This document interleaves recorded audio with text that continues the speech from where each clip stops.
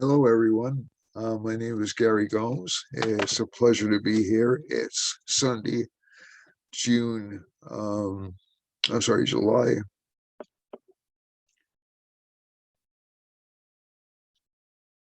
18th. I had to stop and think for a second. And I'm happy to be here with you again talking about Vedic astrology, the universe, life in general, and also what to expect in the forthcoming week or weeks. We did have I would say some. I just want to take a moment to note we did have some unfortunately successful predictions over the past couple of weeks. I was pointing to possibility of fires in the West Coast and also flooding and large weather issues in both the West Coast and in Central and Eastern Europe. And unfortunately, those events did come to pass. So it's important to note areas in which also a few weeks ago I was mentioning there were troubling lines over Cuba. I didn't mention Haiti, I don't believe, but there was definitely trouble in the Caribbean, and so I feel a bit badly that I didn't mention Haiti in the predictions, but uh, at the same time, I also it's important to point out successes when you have them, and areas you should look more carefully at when you miss them. Um, just for those of you who haven't seen this broadcast before, I'm a former president of the Council of Vedic Astrology. I've been a practicing Vedic astrologer for 30 plus years. I've written in Mountain Astrologer. Although my writing has slowed down quite a bit. It slowed down in astrological writing when I entered my doctoral program. It started up again just recently. I've been writing on and off over the past couple of years for the Astrological E-magazine, and I'm planning to write some more articles. And also, I am working on a book. I had some computer issues, and a book I have been working on for a long time essentially just disappeared. And so that will take a restart, but this time I'm actually absolutely dedicated to getting the book done. I've been promising people a book for a long time, and I have some unique perspectives on Vedic astrology. Not that other authors are incorrect. That's not it. A lot of astrology is perspectual, or how you interpret the classical text, and there have been some really intelligent people who draw some really great information from those, but I still think some information is missing, and some very obvious information is missing. So that'll be what I'll be focusing on when I put out the book. Also, I am teaching Germany astrology at Kepler College right now. I'm teaching Vedic astrology at Kepler. I teach at Dyra Academy International, and I also teach at the American College of Vedic Astrology, with whom I've been associated since 2002 or 3. I've been associated with Kepler since around 2007, if I recall correctly. And I've also been teaching and with Dyra shortly after that, I think. But I'm also planning on branching out and creating what I would call an international school, and that's been in the back of my mind for a long time. I like a whole a lot of different forms of astrology. I like the interface between astrology and music, and astrology and art, and astrology and science. And I think you'll see some very fascinating cross-disciplinary studies coming out of this particular institution. But again, it will take me time to develop it. So I have like a launch date in mind around March of next year. And also, again, keep tuned because I am considering adding additional YouTube channels for music um, and for the arts and for a variety of other subjects. Strangely enough, even though I'm retired, I have less time for these things. I'm retired from state government, but I have less time for these things than I did before I was retired from state government. So, but um, but without hearing my personal issues, you don't have to worry about me. I'm okay. It's just I think it's just a matter of organization. Okay, so and speaking of organization, I'd like to go a little bit into the theory of astrology just for a second. So this will be sort of like, I won't say it's a back to the basics, but essentially we're going to focus a little bit on what the manifestation of astrology is.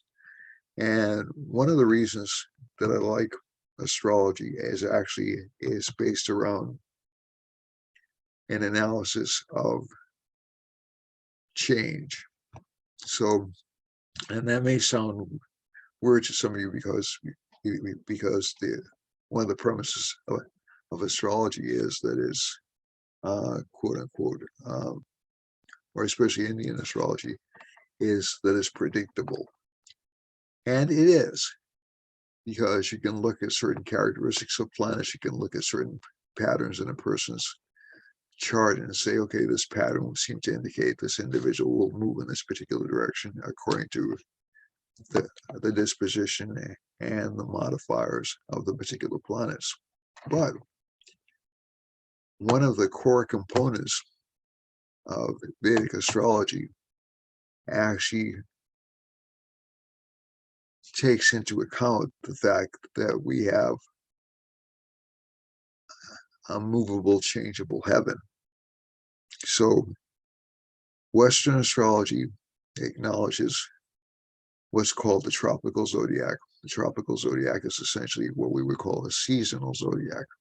So it's geared towards when the seasons change. And you can actually feel that energy. So as the earth is like evenly aligned with the sun, or is facing the sun this way, that's the start of um, that's the intersection of the seasons. And when it starts to tilt towards the sun, that's spring moving into summer. When it starts to tilt backwards, this isn't in the northern hemisphere. In the southern hemisphere, it's reverse. And when it tilts away from the sun, that's the start of winter for the northern hemisphere. That's also sort of the time when the sun becomes exalted in astrology, and the fall is when the sun is debilitated, so it's losing energy, and it's losing energy fast. And the debilitation of the sun lasts for about 6 months. It doesn't hit really a favorable sign again until Aries comes along, and it hits its own sign basically in the middle of the summer when it hits Leo. So essentially, it's going to hit pretty much, according to the sidereal zodiac, it's going to hit around August 15th. It'll hit Leo, and it'll hit Aquarius around January 15th. excuse me, yes, around January 15th. But it's heading towards this exaltation. So it's actually picking up steam from Libra, from around 10 degrees of Libra onward. So essentially you have, so things like confidence and feeling sure of yourself tend to peak during the summertime. People feel fixed, comfortable, kind of in control, usually around August, unless there are mitigating circumstances. And those seasonal changes, we feel those seasonal changes, but we feel them even more clearly in the Vedic system, because as those of you in New England know, April 22nd isn't automatically feel spring-like. As a matter of fact, it's still kind of a glum period for a lot of people. And that has to do with the actual change of orientation in the sidereal zodiac. So the sidereal zodiac around, I'm sorry, March 22nd, March 22nd. So March 22nd in sidereal zodiac, the sun is still in Pisces. Around April 22nd is fully in Aries. Around April 15th actually is fully in Aries. And this pattern is a very slow turn called the precession of the equinoxes. The reason I'm dwelling so heavily on this is basically because we live in a changeable world. Even the Hindu system of prediction, or the Vedic system of prediction, is built around very, very small iterations. And these iterations are called dashas. So we just pull up a chart. And you can see over here, this is just a sample chart, but I'll take. All right, so this is a map where the stars currently are. And you'll see over here is this period, which is a Mercury major planetary period. So you can look over here and see if I bring it down to one level. Okay, so the moon is in a nakshatra called Ashlesha. And it's a Mercury, basically a Mercury is Lord of that nakshatra, at least in the Shotri Mahadasha, the 120-year Dasha system. And the Dasha system essentially indicates which planets are controlling the person's direction in life at that particular point in time, and which karmas are manifesting from the person's chart. And Mercury over here is, okay, so we're going to change this over. This is not really the right dasha I wanted. So let me change this. This is to a now chart. 1 second. Change this to a now chart. And so the moon is in Libra right now as we're talking this particular moment. And it's in Swati Nakshatra, and the Lord of Swati is Rahu. Then it goes to Jupiter, then Saturn, then Mercury, then Ketu, then Venus, and Sun, then Moon, then Mars, then we're back to Rahu again. But if we look at this, it's like I'm peeling an onion. So there's a Rahu Mars subperiod. Then there's a Rahu. If we go to 3 levels, it's Rahu Mars Moon. Then we go to 4 levels. Rahu Mars Moon Jupiter. Then we go to 5 levels. Rahu Mars Moon Jupiter Mercury. So even there are levels below this where essentially time is changing as we speak. So that second ago when I mentioned when I was making the mistakes on the chart, that's past. And even based upon when I just made that statement, there's another sub level. Now, this is interesting to me because this sort of corresponds with an idea that Western science has come up with not too long ago, called chaos theory. And chaos theory is not, as Jeff Goldblum said in Jurassic Park, the idea that anything is not a variation on Murphy's Law. It's not that anything that can go wrong will go wrong. It's that there's a possibility of, so there's a logical pattern ensuing, but it gets so small that even small events can set off big changes. So that's sort of the idea behind what chaos theory is.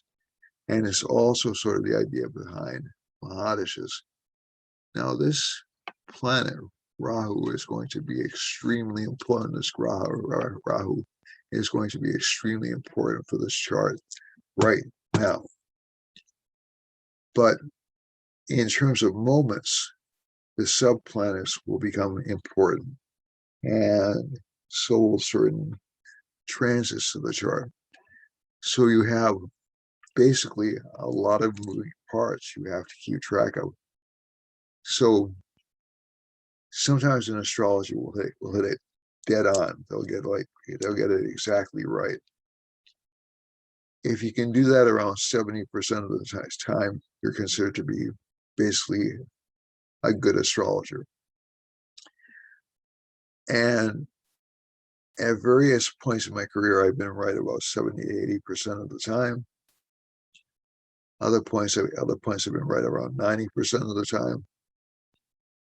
Other points, people have told me it's worked out exactly, and other people told me, "Whoops, that was disappointing. It didn't work out."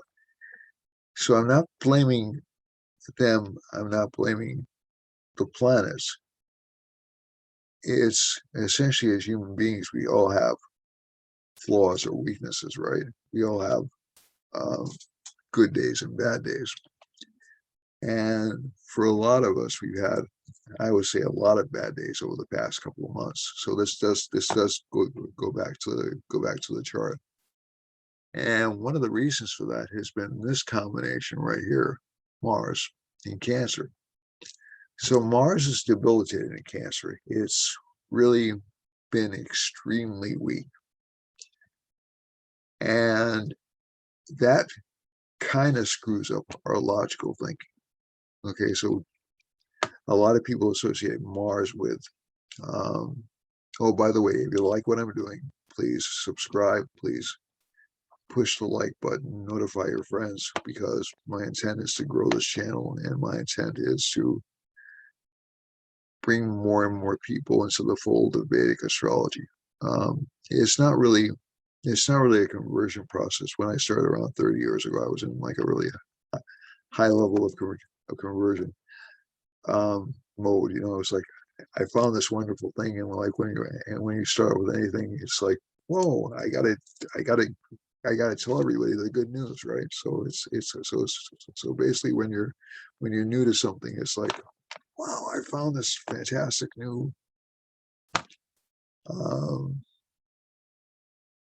method of seeing reality. This is tremendous. And then all of a sudden, you start saying to yourself, well, people are going to come when it's their time to come. So you don't force it, but you do make the information available. And when I get to the music channel, that's one of the things I'm going to try to do is to expose a lot of people who just kind of like flew under the radar. But getting back to astrology, that Mars is really at its highest debilitation point. So if you've been feeling personally, it depends on where Mars is located in your chart, but if you feel, at least over the past couple of days, a little more tired than usual, a lot more low energy, a lot more short-tempered, a lot more cranky, it's not just the weather, it's the Mars debilitation. Also, Mars debilitation has caused a lot of the flooding in other parts. We've seen in other parts of the world, K2s. And as I told somebody in a conversation, These are what are called Gandanta points or ending points. And so it's where a nakshatra and a sign end. And basically, these are considered among the most difficult Gandanta points, Cancer and Scorpio in particular. And K2's not at a Gandanta point, but it is ruled by a planet, which is at a Gandanta point or a weak point. So that'll be the lesson for today, Gandanta points. Planets at the end of signs are normally weak. There are certain exceptions, but that's really what it means. It means essentially they're powerless. When they're powerless, they cause problems. It's a transition point. It's the ending of something and the beginning of something else. Venus was just at a Gandanta point up until Friday, and it changed signs. And a lot of people will be more clear-headed about love. I was warning in the last video that this particular cycle is really not a good cycle for romance, because the Venus-Mars conjunction essentially it heightened people's emotions to a very strong extent, but females would be more enchanted by it. Romantics would be more enchanted by it. Males would be more afraid of relationship activity because Mars is in its debilitated sign. So if you have any courage in terms of relationships, it goes away, it flies away. And that Mars-Venus essentially indicated if there was any weakness in a relationship, it showed up really, really strongly. So it was good for passion, it was good for pursuit, it was good for the anticipation, but the payoff was really bad. The other thing is there are certain cycles of Venus which was pointed out to me. I can't remember the astrologer. I'll try to give him credit next time. But this is the ending of one of the Venus cycles. So basically, this particular period for Venus for relationship activation was pretty bad. It's good for aesthetics. I mean, that's one of the things it is good for. So if you're a person who's an artist, or you're trying to work on completing a project or starting a project, it's terrific. So Venus, we always look at Venus as being just the love planet. It's far more than that. It's the planet which is connected with mathematics, is connected with feeling good about yourself. It's connected because when you feel good about yourself, it's far easier to attract a relationship partner. It's sort of like a cardinal rule. And if Venus is weak and in Gandanta, people will feel kind of desperate to be in a relationship. And it's in an emotional sign. It's in Cancer, and Cancer is the queen. It expects to be obeyed. But that Mars is going to say, well, let me check the fortifications. Let me think about this some more. Let me dwell on it a little bit.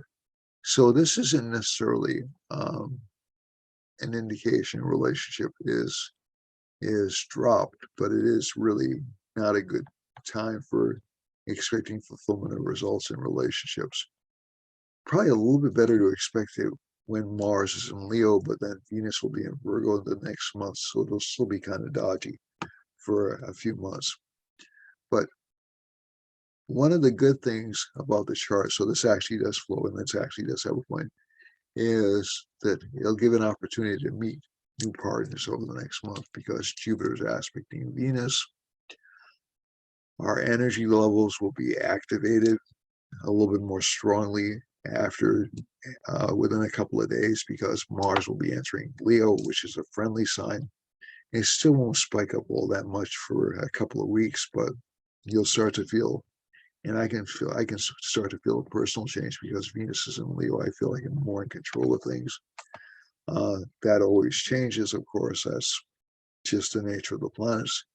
They're transiting. And Jupiter's also aspecting Venus. directly.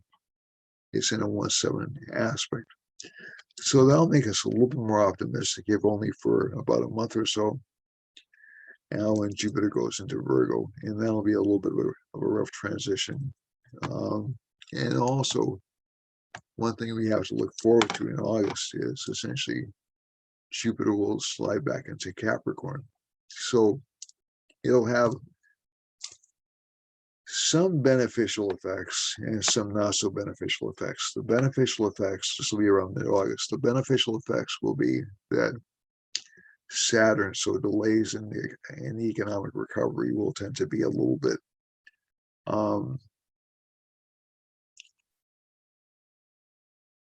there'll be a switch, so more people will be looking for work. Also, it'll probably give a little more governmental assistance, although there's going to be certainly be resistance. Well, one thing I did want to say about the water signs, and my apologies for digressing for this. Saturn aspects the third water sign, Pisces. So all the water signs are under attack right now.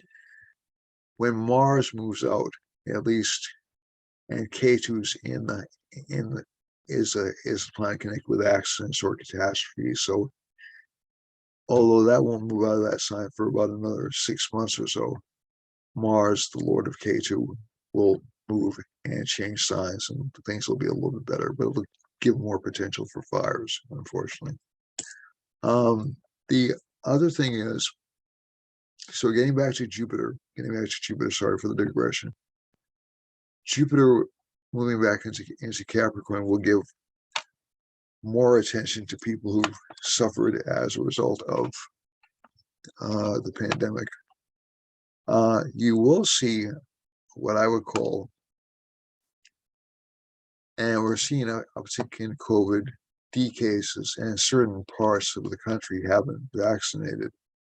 And I'm encouraging people to vaccinate just because it enhances your chances of survival in COVID-19. If only for that reason, it's worthwhile. And again, I'm well aware of the objections people have to the vaccines. I'm not really, I'm not encouraging people to risk their lives. If you knew me, that would be the last thing you would think of me. But I just think this is, there's a certain stubbornness and a certain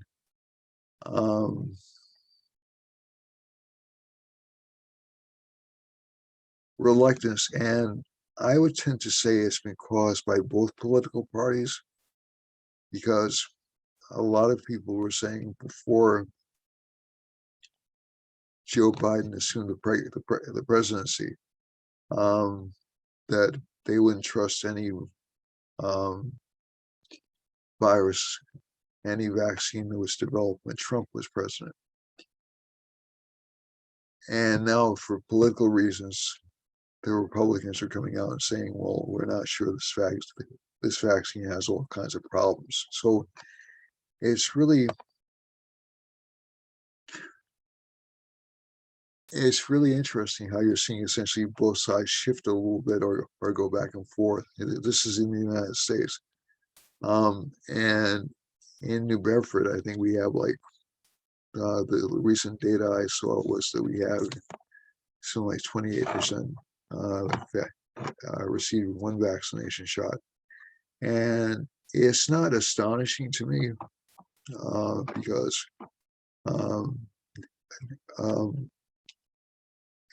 and the same is true in Florida. And it's not astonishing to me because we tend to be kind of an individualistic bunch down here, and we also tend not to listen to authority. But I think in this case, it's sort of like cutting off our noses to spite our face, to use an old expression. And so yeah, there are risks involved in getting a vaccine. There are risks involved in getting any vaccine. A lot of people don't trust vaccines. This is a way of evening the deck.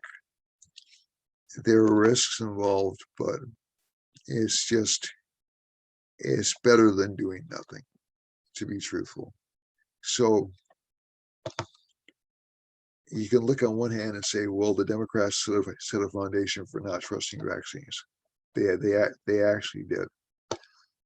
So I mean, anybody who denies that wasn't following the news last fall, because it was a Trump vaccine. It wasn't a vaccine developed by a pharmaceutical company. It was a Trump vaccine, and Trump was taking all these unnecessary shortcuts and et cetera, et cetera.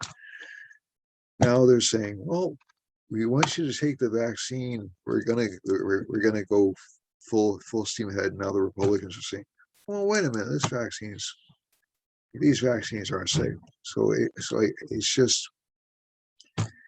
it's a seesaw of politics. Make your own decision, but Jesus, um, um, I've had it. You get sick for a couple of days, and you kind of bounce back. It hits different people in different ways. Nobody knows what the long-term effects are, but to be honest with you, that's why you see all these warnings on all these new chemical products, because they have to account for even certain percentages of medications causing problems because of protection and lawsuits. So again, medicine's not perfect, but these aren't these are these aren't crazy methodologies they're using. So so so again, up to you. I'm not telling you to get vaccinated or not. I'm just saying it's, there's a new variant. Um, I really don't want to see the economy shut down for another year. And so you use your best judgment. All right. So that Jupiter Saturn combination, one of the things I'm pointing to is this a kind of a possibility that the economy might be collapsed a little bit again for a few months. I'm hoping not. But by the end of by December into early 2022, we should be in relatively good shape. Other things we want to look for over the next few months. So let's look at general world issues. So Jupiter's aspecting Mercury in this chart, so communication should be a lot better. And Saturn is aspecting the Sun, so the government will be interfered with over the next couple of weeks. But the government will tend to get more aggressive, more successful, but even more conservative financially during the month between July 16th and I would say between August 16th and September 16th. Also, the Sun just entered Cancer, so that's kind of an indication. That's sort of where the frustration the government is facing is coming from right now, because things are slowing down. It's not able to act as effectively as it normally would because people are afraid. Okay, so people are still afraid. Saturn and Mars, and again, this is the problem with the Saturn-Mars opposition. Essentially, Saturn-Mars oppositions want everything to be perfect. They want absolutely no risk to ensue. They want absolutely no exposure. There's no interest. There's no interest at all in taking a chance. You'll see that start to get a little bit looser around August, around mid-August. But also, this is making this will also tend to be, again, cause problems even when Mars moves out of the sign, because the Saturn Sun will tend to make the government either oppressive or totally ineffective. It can go either way. So this is governments around the world. It's not just the United States government. And in the US chart, the Sun goes into the 8th house in this chart, which is not good. So essentially, it's like the government's in prison. The government can't really do much. But Speculation markets should do pretty well with Venus and Mars aspect, and also Jupiter aspecting Mercury. So you'll see kind of a turnaround.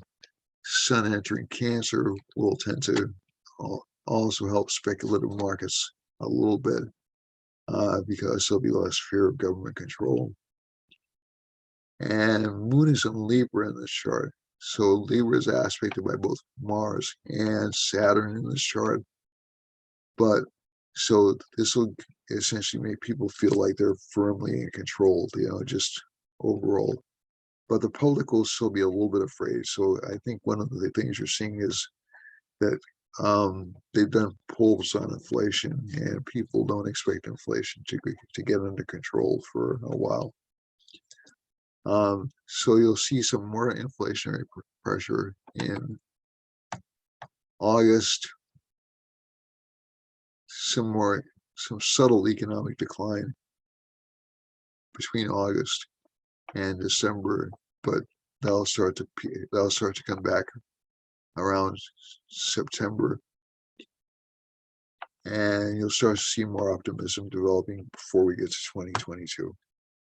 The other thing is, overall, in terms of viruses, one of the good things is you're going to see vaccination rates increase, especially when Mars gets into Leo. So that's a good thing. You're going to see it all around the world. For certain countries will do. Now, the other conflict right now, or the other possibilities we have to talk about, are things like war.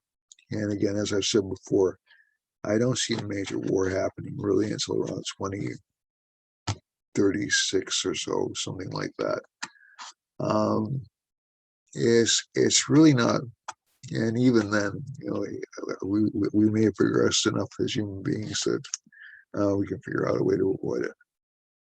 But basically, if we're talking about regional conflicts, regional conflicts will start to occur, and you'll also see some affirmations of traditional leaders and traditional systems, and that'll come within the next couple of months.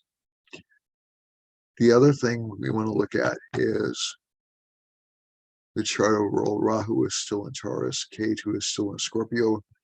They'll be there until March, so that's something that's not going to change very quickly. But Venus, in terms of feeling good about yourself, Venus is going to make you feel spectacularly good about yourself. Give it a little time, give it about a week and a half. And the Jupiter aspect on Venus is going to be absolutely stunning for you. And Mars will also encourage energy towards physical activity. Again, it depends on which major planetary period you're in, but and that's really something you can only look up to an astrologer. And again, when these debilitation periods occur, when these difficult planetary periods occur, you can always consult an astrologer, number one, to find out when they'll be over, and number two, to see whether or not there's anything you can do about them while they're occurring. And there are a variety of things you can do. Okay, so for Mars is giving donations to athletes, or even engaging in athletic activities yourself. There are a variety of things you can do, and they work. And it's essentially because you're honoring the planet. So this really isn't idolatry worship. It's just honoring the planet's energy and acknowledging it, and recognizing it as an intelligence, because Indian astrology does recognize these planets as intelligences. They're specialists. They're hyper specialists. So I've gone on about this for a long time. Let's look at the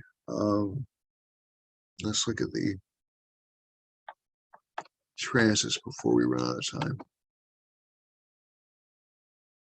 But everything is connected. That's also one central point of astrology. All right, so trouble spots. Let's start with those. So let's go bad news, good news. Okay, trouble spots. All right, so Mars is Sandhi, so it's weak. and Mars and Venus are weak over in New England and Maine, and also over Haiti and the Dominican Republic, and also a little bit over Puerto Rico. And Cuba has the moon going over, so Cuba's troubles are going to continue, most definitely.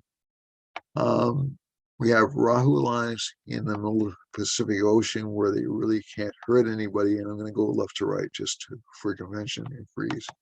So you may see some minor earthquake activity or some problems in Alaska, and also some minor problems with water damage in the Hawaiian Islands.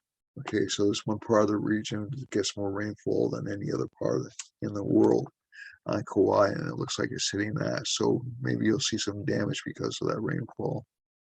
Mercury's over the southeast, the southwest, and over Canada. So Mercury's not going to do much. It'll enhance communications. It'll make this part of the country. It'll give us some economic recovery over the next few weeks. The sun is over the Midwest and Texas, so these economies are going to be in a little bit of trouble during this time, and governments will be a little bit harsh. They'll crack down a little bit more over the next month or so. If we're going over this next line, which is a Saturn line, it's a Saturn line going through Ohio and down through Kentucky, Tennessee, South Carolina, and Georgia. So you can expect some weather events down there, which would cause a lot of damage. And also, I wouldn't exclude New England because we have the moon, Mars, and Venus all kind of hovered around. Essentially, Mars is right where I live. And you also have a moon line running through it. So there's some danger of flooding over Connecticut, Rhode Island, and also possibly into Maine. And some, but also since the Venus line isn't that far away and Venus is better equipped, it should be acceptable. Also, in countries like Colombia, Chile, Argentina, I would expect to see some continued violence. And there's a Venus line running down here too. So that should give some reconciliation. One side or another will win in some of those conflicts. Rahu is passing through Brazil. This is central Brazil and Guyana. And so I can expect some governmental problems in Guyana and also in Brazil, but in the central part of the country. The moon is still over. So this is where the flooding was basically kind of occurring in this part of the world. And you see a Saturn line passing over here. So the flooding will abate a bit in Poland, but you'll still see flood activity over France and Germany, unfortunately, and down into maybe even some water problems in Africa, down by Gabon and near Algeria. Saturn line is running through Greece, so Saturn's going to have some economic problems. And the sun line is running through Italy and Eastern Europe, and you'll see some governmental restrictions imposed there. My guess is it's connected with the coronavirus, but that's my guess. Turkey has a Saturn line coming close to Istanbul, but not quite on it. So essentially, and Ankara is around here. That's the capital. So essentially, essentially the government in Turkey will get a little bit more controlling, a little bit more government mandates, and that sun and Saturn line will essentially make the government a little bit stricter. That'll lift around mid-August. So, and there will be fights in eastern Turkey and throughout Sudan, Central African Republic, all the way down south here. So Africa is going to be in a little bit of a mess, unfortunately. And one of the indicators for disease is Saturn too, by the way. So it's really not often indicated as that, but it's really one of the disease spreaders because it's connected with poverty, and poverty makes it easier to spread disease. And the other thing is, so let's look over here. I'm going to see if I can move this bar out of the way, and we'll look at. So we have Mercury lines running through central Russia. So that should be relatively calm. Government will tend to take more control over the Mongolian regions and also over East India and Sri Lanka. And you'll see a lot of violence also in East India over here. There's a moon line running through Indochina, not Cambodia, but Thailand, and Burma, and so that part of the world is going to have some weather hardships. And let's see now, and we have Mars-Venus line running over China, so China's going to experience some flooding. Jupiter's moving over Southeast China, so you should see some expansion of the economy there. And there's a Rahu line running near Philippines and coming close to Guinea, and also Indonesia, and going through Australia. So Australia is kind of going through a COVID upsurge lately. Mercury's running through Japan right now, so Japan's in fairly good shape. There's still some danger because of the sun line being over here weather-wise, but it doesn't look like a big danger to me. And Mercury's running through right now. New Zealand's been like the luckiest country I've seen in terms of avoiding catastrophes or disasters over the past couple of years I've been doing this.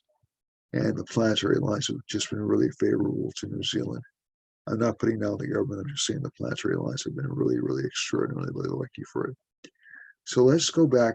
So those are the areas that I expect to see problems in. I would expect to see problems in the East Coast of the United States, Alaska, maybe some fires, even though we don't have any lines up in the Northwest.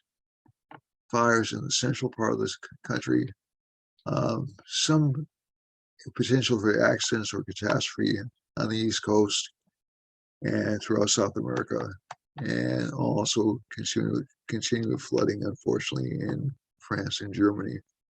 Continued violence in Eastern Turkey and disruption, and also in Iran, in Iraq, and some panic in China, but also some economic good news for them.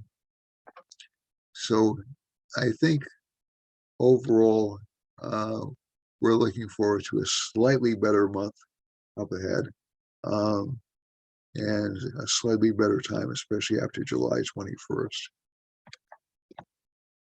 Okay, so now Mars being debilitated is going to make a big difference. Mars coming out of debilitation is going to make a big difference. Now, for all of you, those of you who wait for this part, so you can look at your own charts. Aries hasn't changed that much. There's still a lot of arguing at home, but that'll change to focus on the kids next week. and focus on their aspirations and focusing on um, their their happiness. Moon is in the seventh house, so that indicates there'll be a change in relationship life, or relationship life will be tough for Aries this month. And Saturn's in the 10th house, so that continued emphasis on career is indicated. For Taurus, finally some good financial luck is coming into the sign. I said that last month. More courage, more energy, more vitality, although there'll be more tendency to fight at home. More work focus for the sign. And so this sign will have a relatively tough time at home life. But career-wise, it'll do extraordinarily well. It'll have a lot of hard work, repeating tasks, but it'll do extremely well over the next month in terms of career opportunities, but a lot of reworking of things. Gemini has Mercury in the first house, so it becomes much smarter this month, much more on the toes, less angry and less sad within a couple of days, and more energized. More opportunities for romantic partners because of a release of energy, but there'll still be restrictions on that. It'll still be delayed. And K2 in the sixth house, they have to watch out for their health. Have to watch out for allergic reactions to medications or other substances they take. Saturn is in the eighth house, so relationship life doesn't look to be all that wonderful still for them. So there'll be delays or obstructions in relationship happiness. But overall luck looks very good for them, and they'll actually enter a period of good professional growth. Cancer has Sun and Mars in the first house. Mars is actually a good planet for Cancer. It's odd that it's debilitated in that sign, but that's just the way the rules work. But it actually activates the fifth house of children and luck and the 10th house of career. So Cancer's been focusing a lot on financial matters over the past few weeks. And it'll also give, but it's been obstructed by Mars, a lot of the activity, a lot of self-promotion that Cancer has wanted to do over the past few weeks. You'll start to see it actually start to come to fruition. It'll actually start to look better, and especially in terms of their attractiveness to other people, because Mars and Venus will be in the second house. And this counts for sidereal lagna, which is around sidereal rising sign, sidereal sun, sidereal moon. So for sidereal sun, it's pretty easy. You go back to the 15th day of the preceding month, or of the coming month, not the preceding month, excuse me. And that's where Aries starts. So Aries starts on April 15th, not March 22nd or 23rd. And you can apply that rule to every other sign. So Venus is in Leo. So essentially Cancer will do well in terms of fame and reputation. It'll also have a lot of spiritual advancement, a lot of learning about spirituality, and also a lot of sexual energy connected with it. But relationship life, like I said, will be stymied. So home life will be good, but they'll feel kind of bored, basically. Leo has Venus in the first house, so Leos are going to seem really attractive. Those born between August 15th and September 15th are going to have a lot of people after them, a lot of relationship opportunities. Again, Mars is in the 12th house, so just be careful. Mars will be in your first house. Be careful about impulsive or quick moving relationships, but you can enjoy the attention, definitely. Moon is in the third house, so changeable desires are going to change their orientation in life a little bit. K2 is in the fourth house, so there'll be some disruption or some home repairs needed. Saturn's in the sixth house, so they'll have to watch out for diet. Jupiter in the seventh house, great business opportunities. Mercury's in the 11th house, great opportunity for gain and fame or recognition in career. For Virgos have Venus in the 12th house, so it's good for some Virgos, it's good for sexual contact. For others, it's good for spirituality or for saving money. Mars is in the 11th house, so it'll be in the 12th house. So again, they should be careful about jumping into relationships because they'll be victimized in relationships within a few days. Moon is in the second house, so finances will be a large focus of their life over the next few months. Ketu's strong desire to try new things with Saturn in the fifth house will essentially bar them or obstruct them a little bit from trying new things. Jupiter's in the sixth house, they'll have sort of difficult relationships with spouse or competitive relationship with spouse. Rahu's in the ninth house, they'll actually have really good chance for fame, and Mercury's in the 10th house, so they'll seem to be very smart and very confident in career matters. And Sun and Mars are in the 11th house, good for money recognition. For Libra, Libra will be a special sign this month. This is October 15th to November 15th. It is for Virgo too, but Libra even more so, because the Lord of Libra is in the 11th house. Now, you don't have any planets in the 12th house in the sign, and you'll have Mars in the 11th house. So this creates kind of a wealth-producing combination in the chart, although Saturn is still aspecting the moon, and Saturn is still aspecting Libra. But it'll be a special opportunity for creating wealth and creating financial success. Also, Jupiter's in the fifth house, good for love affairs, but not serious romantic involvements. Mercury's in the ninth house, Rahu's in the eighth, so there'll be unexpected interest in metaphysical or spiritual matters. Mercury's in the 10th, career life looks actually pretty good. And Mars moves to the 12th, so Mars moves to the 11th house, and Sun's in the 10th house, so career life looks extraordinarily good for Libras. For Scorpios, Scorpio has Moon in the 12th house, so there'll be a lot of self-absorption or a lot of self-reflection. Ketu's in the first house, so they're still uncertain about what they want to do or uncertain about the direction they have. Joe Biden is reflected as a Scorpio rising, so he's going to have kind of a tough year until March of next year. At least from the charts I've seen, Joe's Scorpio rising, it sort of makes sense. Saturn is in the third house, so there'll be a lot of courage. Jupiter's in the fourth house, a lot of emphasis on doing the right thing, but they'll be blocked by other people, and their life won't be so good this month. Rahu's in the seventh house. It gives partners who are essentially not really trustworthy. So basically, that means that partners will lie, or partners will be essentially doing things behind your back. So it's just a sign to be careful not to abandon partnerships. Mercury's in the eighth house, one of the few houses that Mercury does well in, one of the few dishonest placements. So it's good for research. So a lot of Scorpio rising should be involved in research. Career life looks basically good. The person will still be loved, and they'll actually be able to take more action next month. For Sagittarius, Sagittarius has Saturn in the second house, and it'll be, again, slow growth for money, but slow and steady wins the race in this case.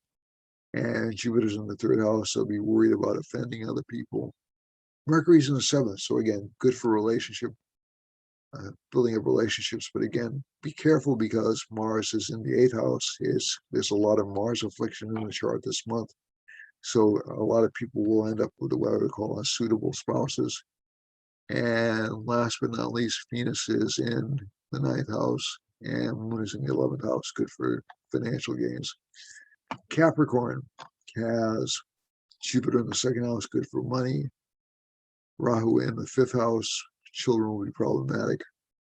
Fights with spouse because of Sun Mars being in the seventh house. And finally, Venus in the eighth house, a lot of attractiveness for the sign. And Moon will be in Libra, so career advancement. Aquarius, Jupiter's in the first house, aspecting Venus, so a lot of romantic opportunities for the sign, although Saturn will cause it to be expensive. And Rahu's in the fourth house, so again, a lot of dismay or discomfort at home. Romantic life will be flirty, and this sign will have to watch out for stomach problems this month.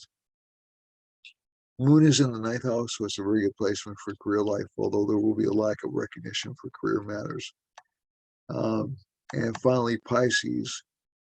Rahu's in the third house, giving good advancement. Mercury's in the fourth house, good for education. Sun and Mars and Venus are in between the fifth and sixth house, so again, some dietary issues. Moon is in the eighth house, so lack of confidence, a lack of judgment. They'll feel a little bit oppressed or a little bit tired. And Ketu's in the ninth house, so unexpected luck. Saturn's in the 11th house, some slow but steady gains. Jupiter's in the 12th, rescued at the last minute. So that's it for this month. I went a little bit over the time I want to use, but I think we have time at the beginning that can be cut. So until next week, remember, stay tuned to this channel. There are some exciting developments coming. And look at my Facebook page, look at my Facebook pages, and look at my Instagram posts. I'm not all over the place, but I'm in a lot of places. And look for the Washington course at Kepler College. That's coming up in August. Okay, that's it. Thanks a lot. Remember, like, join, share. Thanks a lot, folks. Namaste.